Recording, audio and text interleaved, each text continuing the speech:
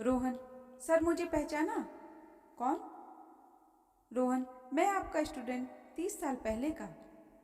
ओह अच्छा, आजकल ठीक से दिखता नहीं बेटा, और याददाश्त भी कमज़ोर हो गई है, इसलिए नहीं पहचान पाया। खैर आओ बैठो। क्या करते हो आजकल? रोहन, सर मैं भी आपकी ही तरह टीचर बन गया हूँ। वाह, यह तो बहुत अच्छी बात है।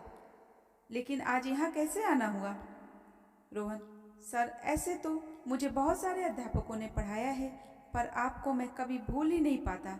आपने जो जाने अनजाने में मुझे एक सीख दी थी, उस सीख को मैं हमेशा पालन करता हूँ अपने प्रोफेशनल और पर्सनल लाइफ में। सर जब मैं 7वीं क्लास में था, तब हमारी क्लास में एक वाकया हुआ था। आपने मुझे सबके सामने शर्मसार होने से बचाया था। वो वाकया मैं आपको याद दिलाता हूँ, आपको मैं भी याद आ जाऊँगा। अच्छा, क्या हुआ था बेटा? रोहन, सर 7वीं में हमारी क्लास में एक बहुत अमीर लड़का पढ़ता था, जबकि बाकी हम सब बहुत गरीब थे। एक दिन वो बहुत महंगी घड़ी पहनकर आया था और उसकी घड़ी चोरी हो गई थी। सर कुछ याद आया? नहीं बेटा, माफ़ करना, इतनी पुरानी बात है शायद।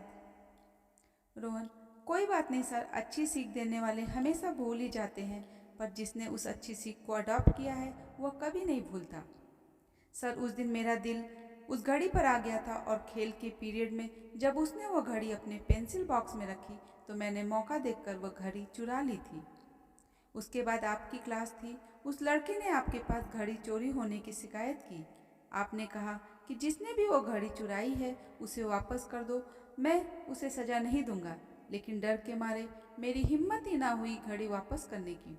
सर आपने कमरे का दरवाज़ा बंद किया और हम सबको एक लाइन से आंखें बंद कर खड़े होने को कहा, और यह भी कहा कि आप सबकी जेब देखेंगे। लेकिन जब तक घड़ी मिल नहीं जाती तब तक कोई भी अपनी आंखें नहीं खोलेगा, वरना उसे स्कूल से निकाल दिया जाएगा। हम सब आंखें बंद कर खड़े हो गए। आप एक एक करके सबकी जेब देख रहे थे।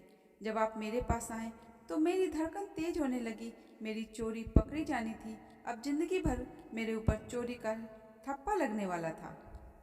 मैं पछतावे से भर उठा था। उसी वक्त जान देने का इरादा कर लिया था, लेकिन मेरी जेब में घड़ी मिलने के बाद भी आप लाइन के आखिर तक सबकी जेब देखते रहें और घड़ी उस लड़के को वापस देते हुए कहा, अब ऐसी घड़ी पहनकर स्कूल नहीं आना, और जिसने भी ये चोरी की थी वह दोबारा ऐसा काम न करे। इतना कहकर आप फिर हमेशा की तरह पढ़ाने लगे। ये कहते कहते रोहन की आंख भर आई। वो रूंधे गले से बोला, आपने मुझे सबके सामने शर्मिंदा होने से बचा लिया। आगे भी कभी किसी के सामने आपने मेरा चोरी करना जाहिर ना होने दिया। आपने कभी मेरे साथ फर्क नहीं किया।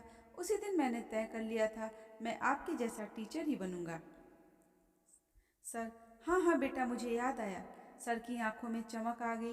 फिर वे चकित होकर बोले, लेकिन बेटा मैं आज तक नहीं जानता कि वह चोरी किसने की थी, क्योंकि जब मैं सबकी जेब चेक कर रहा था मैंने भी अपनी आंखें बंद कर ली थी।